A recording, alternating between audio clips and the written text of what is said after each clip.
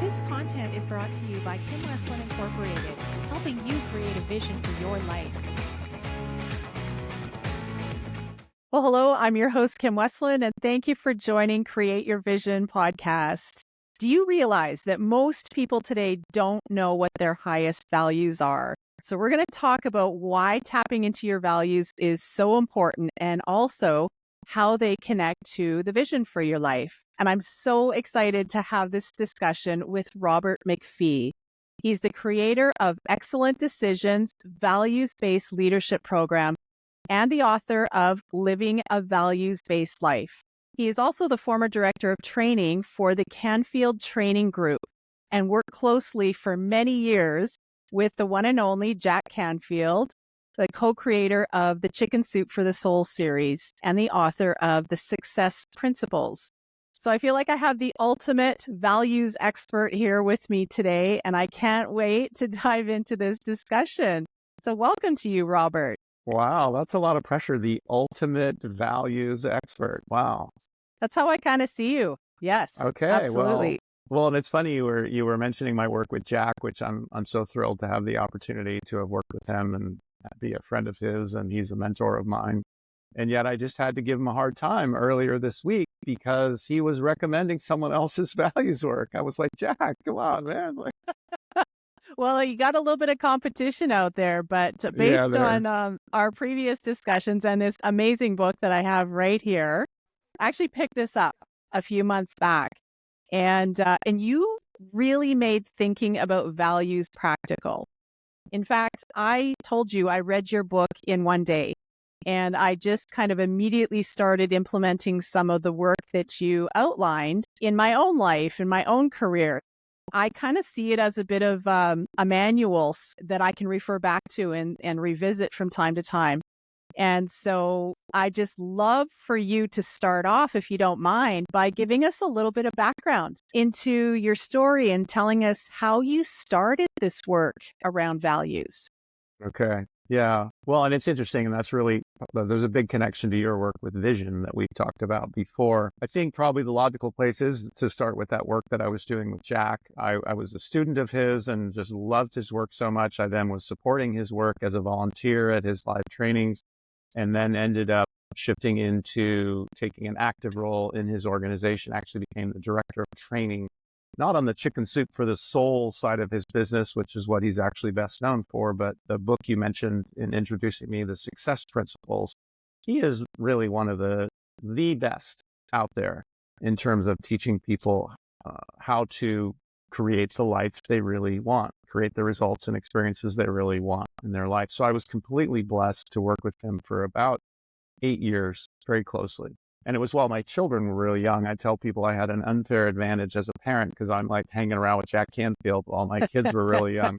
And it really made a huge difference because Yeah. we didn't have a PowerPoint and a flip chart at the dinner table, but they were really immersed in those kinds of conversations about vision and values and setting goals and effective communication and all these kinds of things were just kind of the way they grew up. So eventually I went out on my own. And this is, I think, where the vision piece really connects in, because I started a company called Excellent Decisions. And my coaching and consulting work was really focused on helping people live their life and make their decisions and take their actions based on their vision and their values, which I still 100% believe in. I think that's the key to people really creating the life they want, is to be driven by their own vision and values versus all this external stress and pressure that we're faced with in today's world, with media and social media and advertising and friends and family and coworkers and bosses, and everybody's got some Yeah. idea of what we should do and how we should do it. But when we're clear about our own values and we have a compelling vision of how we are choosing to live our life, if we let that direct our decisions and our actions, then life becomes a very, very different experience. But then with this vision and values thing, what came up for me was that having a compelling vision is really, really important and really, really valuable. But if you have a really powerful vision and it doesn't align with your values, chances are it's not really going to get you to that place Yeah. where you really want to be and you're living your life the way you want to do it. So I didn't like jettison vision and say, no, that's not important anymore. I just said, you know what, values come first, because what I want for myself and for my children and my family and really all the people that I work with is for people to have both, to have a really compelling vision that they know is in alignment with their values. And to me, like my oldest daughter is a PhD math student, and I'm like a basic math guy. But Yeah. to me, this is like a basic math like equation, like values plus vision equals purpose. And people say they want to live their life on purpose. And I say, okay, are you clear about your values? Do you know what's most important to you? And do you have a compelling vision that is in alignment with those values? And if the answer is yes and yes, I believe that person is on purpose. And again, that's what I want to help people create. Yeah, and you've just created this conversation so practically around values, and it's something that I just as I have everyday conversations with people, I don't really think people have in their own personal lives thought about values a lot. I know myself, I didn't until I got into my career. And so I think if you could maybe just help us understand what the definition of values is, and that might be a really simple question, but I think some people might go, well, what are my values? Like, how would you define it? And why are they so important to us? Well, I believe that the definition of values is really simple to start with, but then there's a lot of complexity kind of embedded in it. So to me, the definition of values is very simple. It's what is most important to you. If you Okay. really, again, if you're navigating through life with real clarity about what is most important to you, then you become able to say no to the things that aren't as important to you and be more likely to keep yourself focused on the things that are important to you. Yeah. Where it gets a little more complicated, and this is I think the uniqueness about the approach that we're taking is when I was trying to do values work many years ago, it was like 10 years ago. And I understood that values are important. I think most people do, but I was really struggling like to do values work, to find values work that really felt like clear, easy to remember and easy to apply.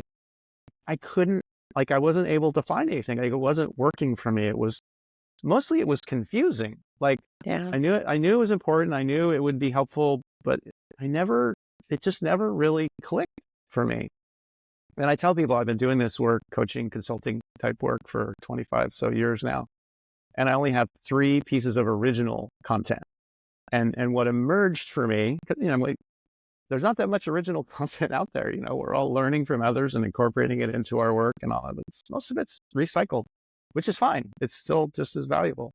Yeah. But what I ended up doing, because I was so confused by the values conversation, was just for my own clarity, I took values and divided them into 2 categories. If you've gone through the book, this is the approach that's in the book, is to look at values and say there are 2 specific categories of values. The first one we call priorities.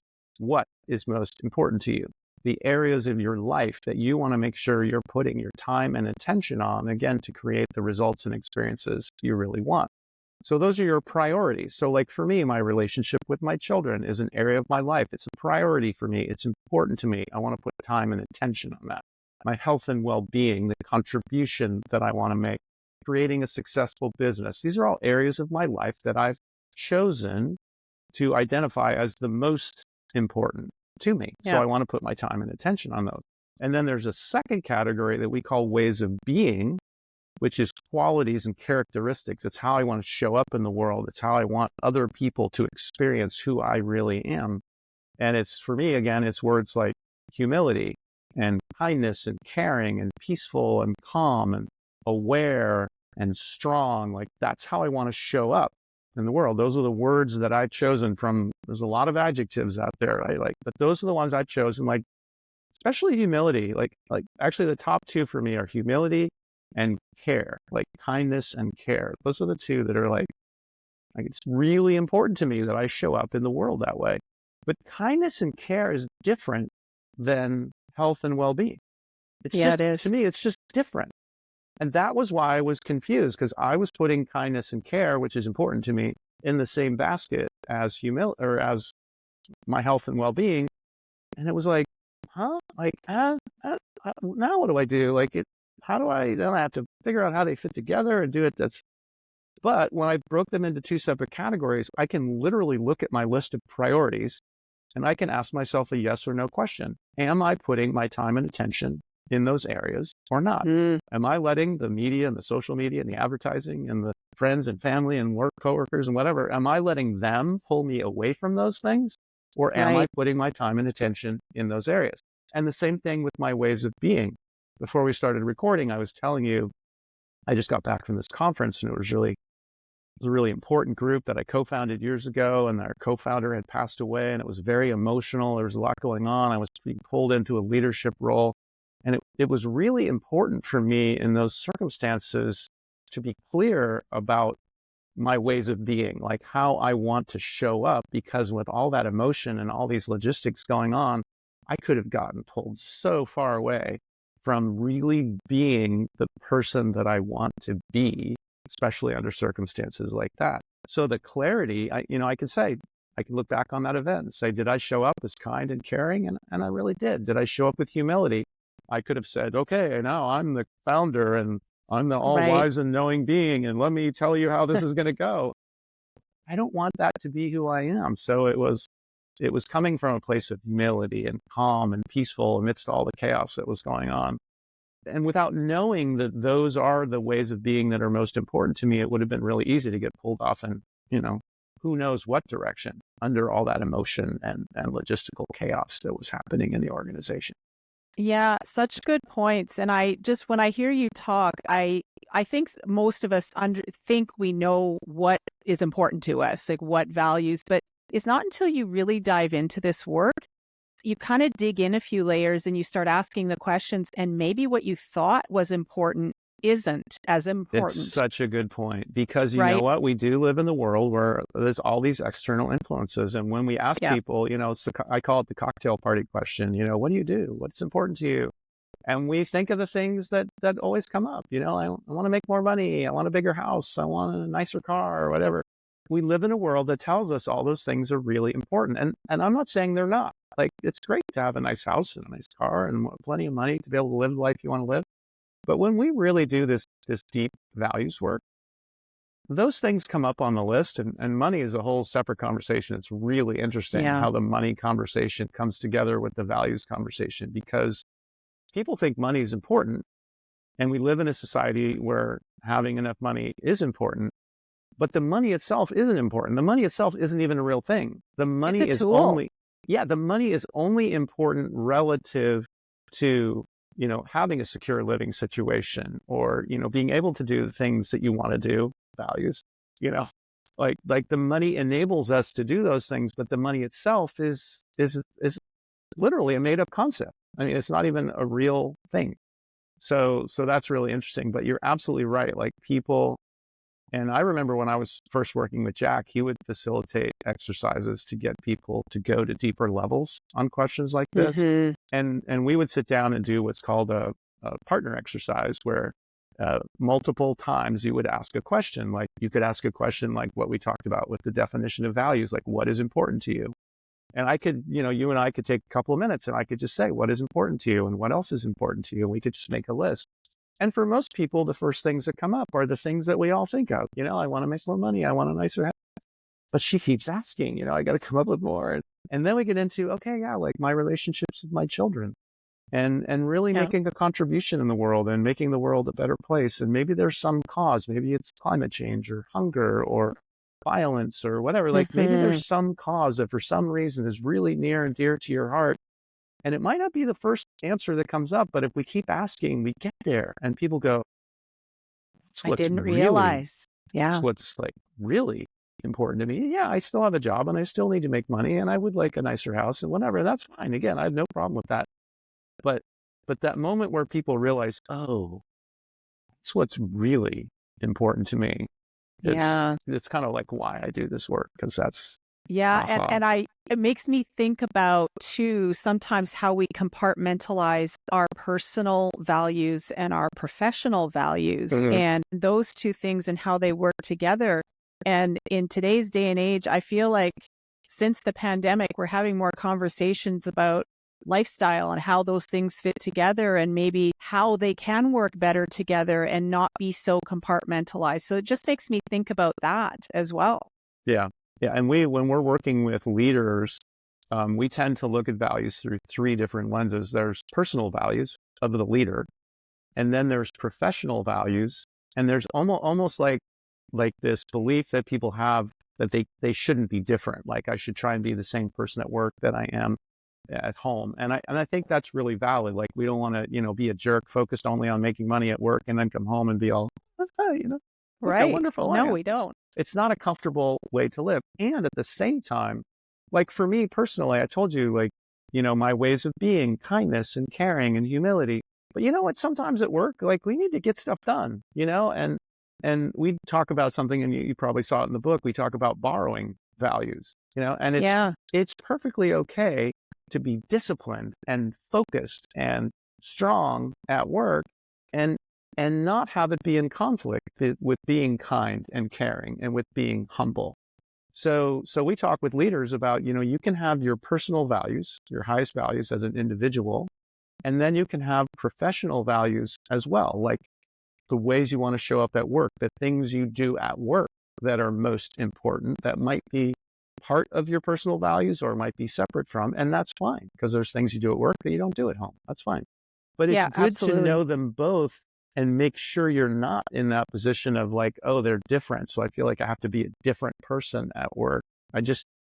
I'm acting professional and I'm acting personally. And then there's a third level called organizational values, where an organization is a group of people, and the magic that can happen when a group of people shares values and operates and makes decisions and takes action from a place of shared values versus, again, all these external influences and, what the boss thinks and what they think the boss thinks and all that kind of thing.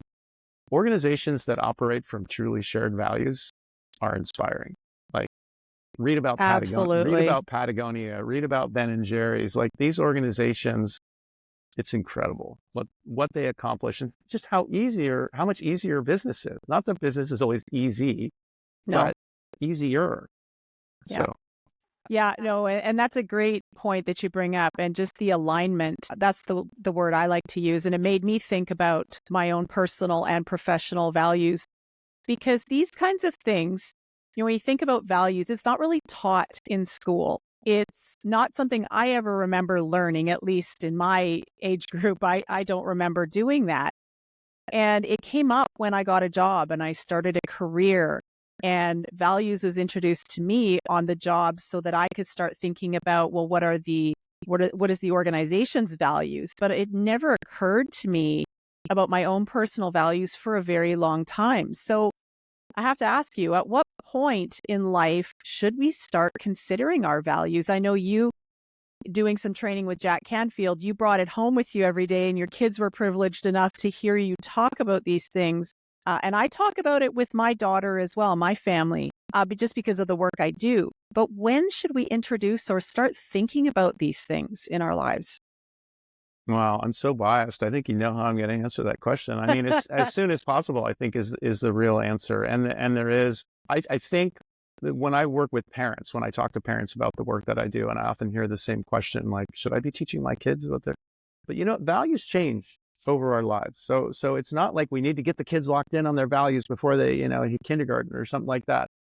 I think when kids are younger, the most important thing we can do as parents is live in alignment with our values and model values, as opposed to really trying to get really young kids to discover their values. Because when you're really young, I mean, I even think like when I was in high school, like I wish I'd had some more of this conversation at that age.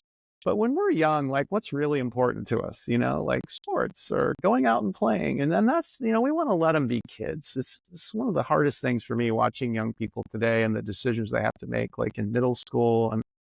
And my kids really were blessed. Like I tell a story about how my daughter was with me at a Canfield workshop at one point, and she came along with me because she had been missing me.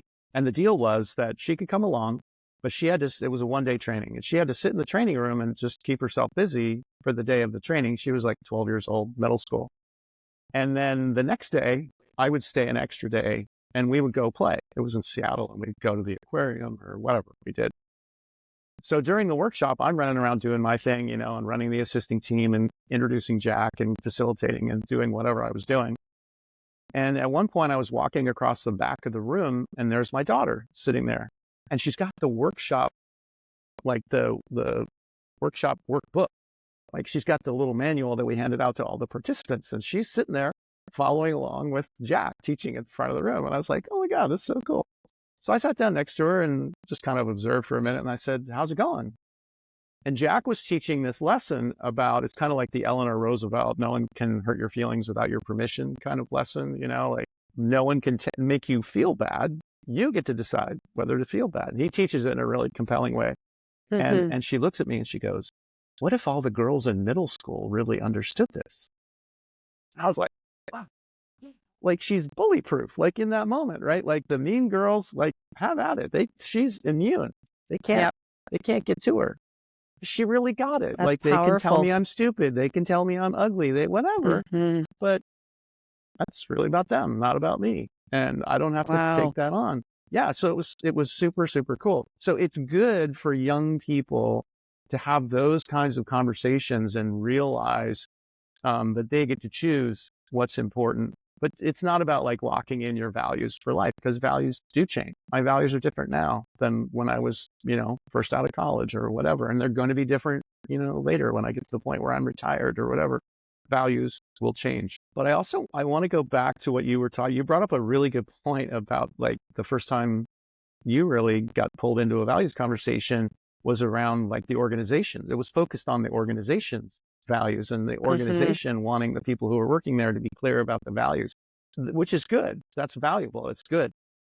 And the research shows that the real way to create engagement at work is not to get your employees to know the organization's values. It's for you to help the employees get clear about their own values.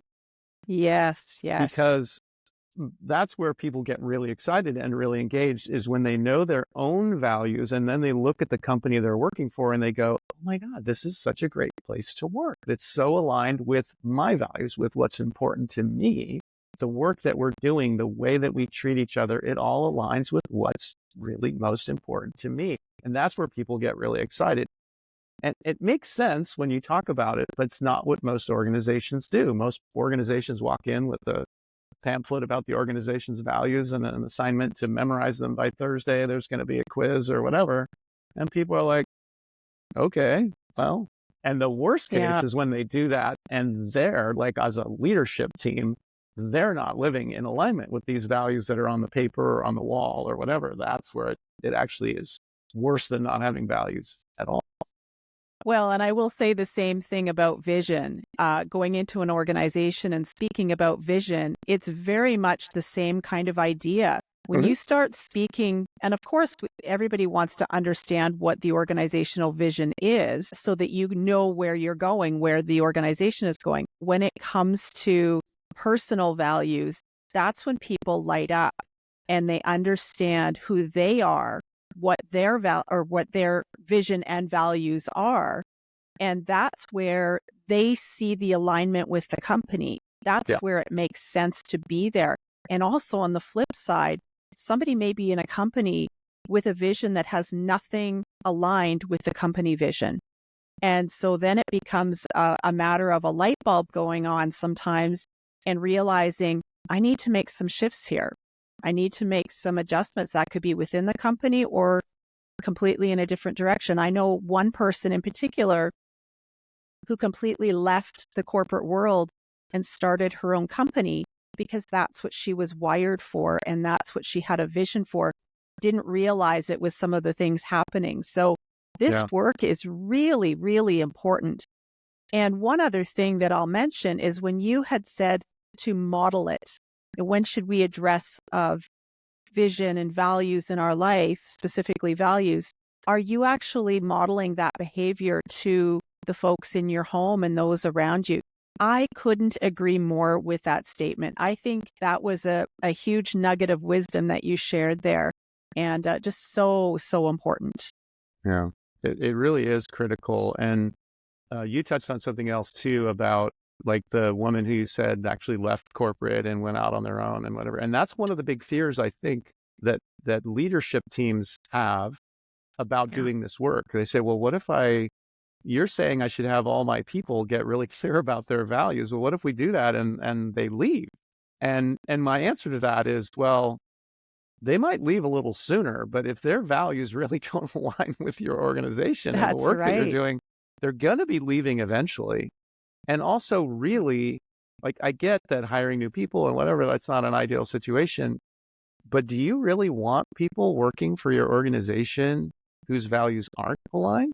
And That's they have to go, so oh, true. man, like, But you make such a great point. Do you want people working in the company that aren't aligned? There's going to be other problems show up. So you're absolutely correct. Yeah. yeah.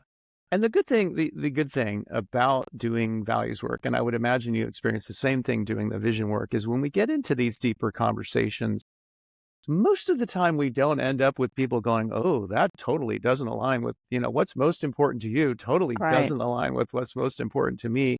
Most of the time it's the exact opposite. We find common ground. We find things that we have in common and that are important to both of us.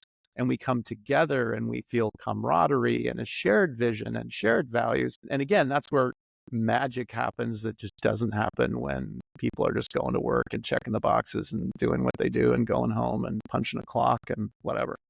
So for you personally, Robert, was there a time that your values shifted drastically or you had kind of a values shakeup in your life? Mm. So you and I have had several conversations. I don't think we've talked about this, but in May of 2021, my youngest daughter, who was 23 years old at the time, passed away. Mm, And it was a shift in everything in my life. yeah. And there was some shifting in my values. Like I told you, one of my highest values is strength. I actually brought strength up onto my ways of being list because I really needed to find ways to be strong. And something that used to be on my highest values list was joy. And it's been a little over 3 years now as we're doing this recording since we lost my daughter. And I still mostly feel like joy is not really a thing. Like in my life, like it's just not, Hmm. happiness, joy, like not that I don't enjoy life, and I don't ever laugh or anything like that, but to Yeah. really have joy be the goal kind of feel like, no, that's not, I'm just, in some ways just still, getting Yeah. through day by day after a Yeah. trauma like that. But there were two connections to values in that event for me. One was a little bit of shifting of my values, like keeping Lisa's legacy alive became a really important thing to me, came Right. up. Yeah. Lisa was doing just fine keeping her legacy alive without my help. But when she passed, it really became very important to me.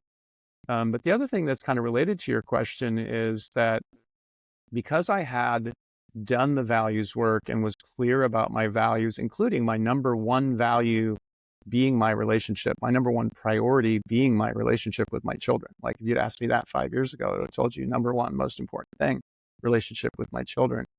Yeah. So I was able to better understand why that event was so devastating.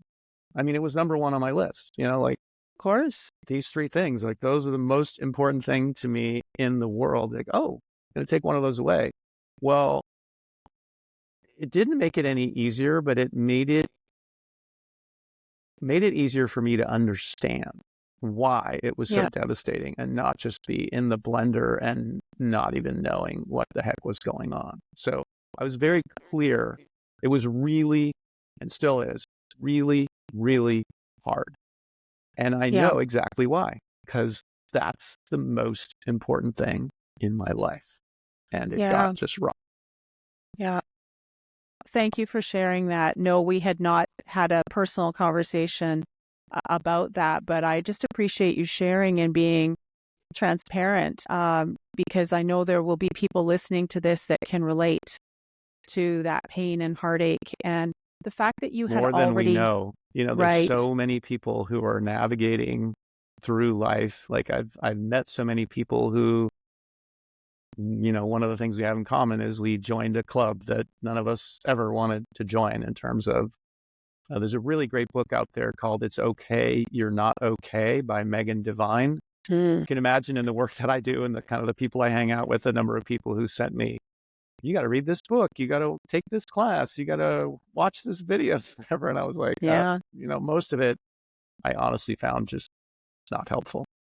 yeah, But there was this one book, It's Okay, You're Not Okay. And Megan Devine talks about the concept of an out of order death, where a sibling or a spouse or a child, that's not supposed to happen.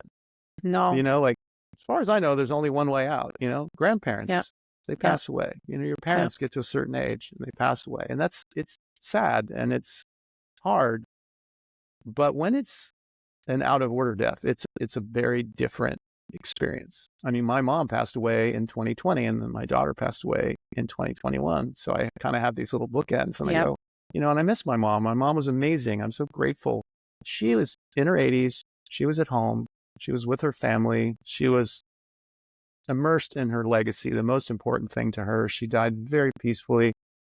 If you can write your script, like that's what you want to have yeah, happen. exactly. Again, there's Yeah, only one way. If there's another way, please, if anyone's listening and you know another way out, let me know. But a child, it's just like, what? Like, yeah, no, that is not the way it's supposed to go. And it's a different level of grief. It's not like better or worse or whatever, but it's just a different kind of grief. yeah. And again, I just appreciate you sharing that. And it just makes me think about seasons of our lives and how values can play into that. Like you said, values can change. Values do change depending on what we're doing in our lives and the season we're in. So doing the work proactively and having a sense of this is important to me and understanding it at that core level. Look at how valuable that is to you in a season like this, where joy can show up at a different point in your life. Like but to understand why and how your values are playing the way they are through this situation is so empowering. It's got to be for you. Yeah. And for people listening. So if you maybe think, oh, values, it'd be great to know my values just because it's a nice thing to know. When you hear this kind of a situation, it all of a sudden becomes a whole lot more important to think about how they can play a role in your life. Yeah. And in the middle of a situation like that, and obviously that's a very extreme situation. You could probably tell Yeah. I paused before deciding whether to even share that. It'd be much easier to share about, a business struggle or whatever. Of But course. whether it's a business struggle or whether it's a really deep traumatic experience, like what I went through with my daughter, those are terrible times to be trying to figure out our values. Like you could imagine if Yeah. I was trying to pause in the middle of that experience and say, well, this would be a really good time to discover what my highest. I couldn't even find my own shoes. It was there's just no No. way. And it's true. Like in business, like, when the stuff is hitting the fan and there's a crisis, and if you already know your values and are grounded in them and are operating from that place before something happens where it's a crisis and you lose a big client or whatever it is, it's so powerful to have that values clarity and the vision clarity so that because it's like the circumstances are trying to pull you off course. And if Yeah. you don't even know what course is, of course you're going to get pulled off. Yeah. But yeah, you're absolutely right. Like doing the work ahead of time and having that foundation built. And then when the stuff does hit the fan, you're so much better equipped to handle it and navigate through in the direction you want to go versus just going way off track. Yeah. It's great insights there. And I think people will hear that and maybe have a very different opinion about maybe getting some values work done and being proactive versus reactive. Yeah, it feels I feel like I'm being a little threatening. Like, you better get your values in order or something goes wrong. but it's Well, a gift to people. Like it I is. want people to have that clarity. So when there are challenges, and again, it's parenting, it's relationships, it's health, it's business, it can show up anywhere.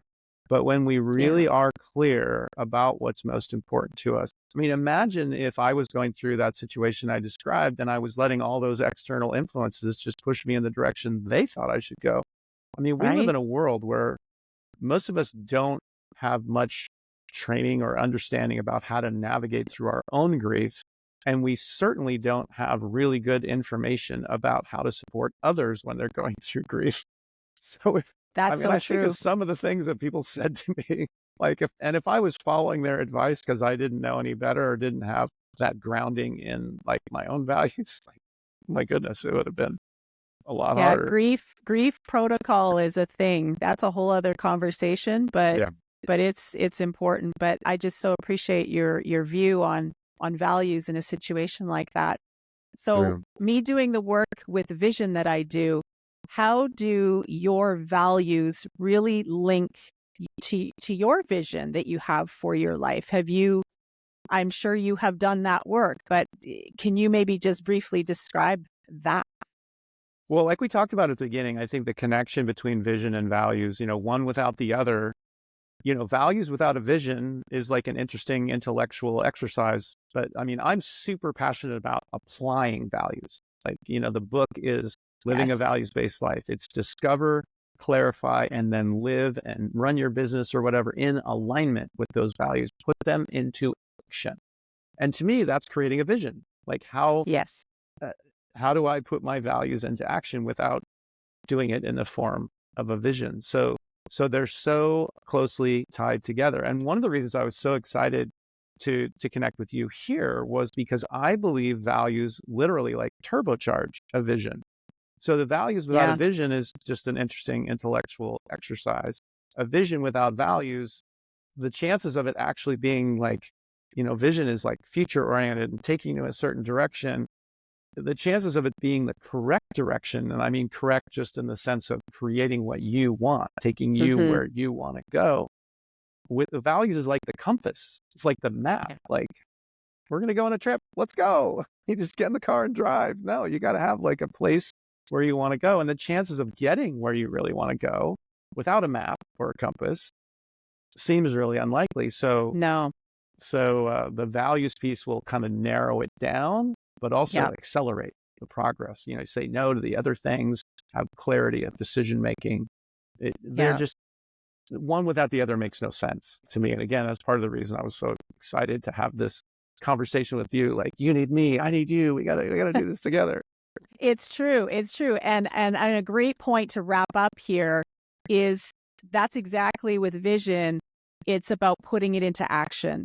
And I think for so many people, so long, myself included, I spent many years having a vision, thinking about a vision, but never actually doing anything about it, never putting the pieces in place to action it forward. And so that's why I was excited to talk to you as well, because you're very much the same. You talk about action and it being practical and putting it to use, bringing it to life. So the fact that we're coming at it from both angles, anybody listening, we're just expecting you to jump up and start doing something with your values and your vision. So I just really appreciate your insights. I have to ask you quickly before we end, what's next for you, Robert? You're doing so many things, but do you have anything on the horizon that you're really excited about that you'd like to share?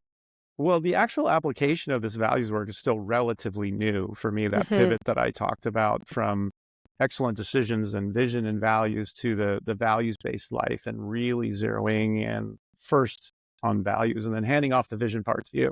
Um, it's still relatively new. So that's really where most of my attention is right now. And I'm very excited about it because, so much of my work, in the coaching and consulting world, it requires explaining and cajoling and enrollment and all that kind of thing. But I've never had like a core like content of my work that was like, you had me at hello. Like when I talk to people about, oh, I'm doing values clarification work and we have a new and different, very unique way of approaching that, most people just go, oh, what do I do? Where do I start? Like literally, it's like you had me at hello. So that's been really wonderful. And the real focus for me right now is on getting that work out and doing it on a very large scale, because the heartbreaking side of this whole conversation about values, and you started with it with the very first thing you said, setting up this conversation, is most people don't know their values. I was at It's true. a party recently, and I met a woman, and I told her I was doing this values work, and I was talking to her and her husband, and she said, "Oh, well, my highest values are 1, 2, 3, 4, 5." Like, she knew right off the top of her head. No notes, no tattoo on her wrist or anything. Like, she just knew her high. And her husband was standing there looking at her like he didn't even know that she had that kind of clarity. And that is so rare. Like, It is so rare, like so rare. 1%. It's like most people, some people have like some idea and whatever, but most people cannot clearly articulate what their highest values are. And my vision really is to create a world where, I meet somebody and I ask them, what are your highest values? And they say, well, not only can I tell you what my highest values are, but I've divided them into these 2 categories based on this book.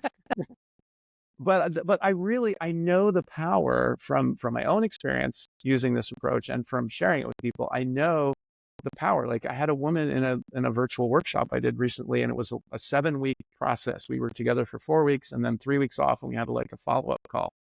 And on the follow-up call, we were just talking about how the experience was for people and whatever. And this woman says, yeah, I lost 35 pounds during the program. Wow. It's like, what? But you know what That's happened in amazing. the very first call where we were talking about priorities? Her number one priority was her health and well-being. And then she looked at her time and attention and what she was doing, and she wasn't putting her time and attention. She wasn't making it a priority. And from that very first call, she started making it a priority. And the good news about Wow. health is it's not that complicated, right? She started eating better. She started exercising. And 7 weeks later, she's reporting to us that she lost 35 pounds. And she wasn't like some, 400-pound woman or something. Yeah. But she got clear, got committed, took action, applied it, and got a really amazing result for herself. See, that's the power of it right there. Yeah. You just that's such a practical way of describing the power of values that most people probably wouldn't connect the dots on. Yeah. And she was living a good life. She was doing fine and everything. But I think she would agree, if she were here, that she was in that position of letting all those external influences kind of, ping pong ball her around. And she was focused on this and that and the other thing. And starting in week 1 of that program, she focused on her own health and well-being. And she probably had to say no to some other things, which can be, for most of us, it's not, we can focus on 1 hour less of television a day or something like that. That's right.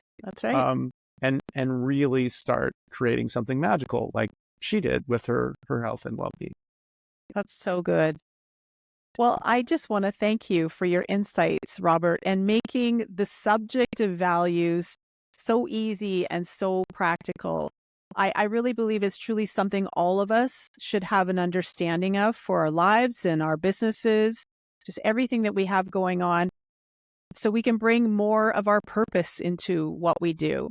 So Yeah. I will have a link to your wonderful book here, Living in Values. Can I give you a different link? Because here's what I'd like to offer to your people. We're doing something with our leadership program, but we can offer it to anyone who's listening to your podcast. And Absolutely. we're calling it the Values Advantage.